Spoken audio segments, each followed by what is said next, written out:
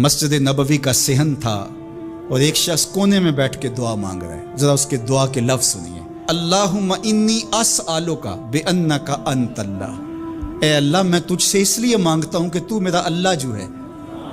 जरा गौर कीजिए, मेरे वालिद गिरामी फरमाते थे कि बेटा बाप से कहे कि अब्बा जी मैं आपसे इसलिए मांग रहा हूं कि आप मेरे अब्बू जो हैं, तो बाप को अपना वजूद बेच के भी देना पड़ा तो उसकी डिमांड पूरी करेगा। जो उसने लफ्ज ही ऐसा कह दिया तो बंदा क्या कह रहा है? अल्लाहुम्मा इन्नी अस्अलुका बिअन्नका अंतल्लाह। अल्लाह, मैं तुझसे इसलिए मांग रहा हूं कि तू मेरा अल्लाह जो है।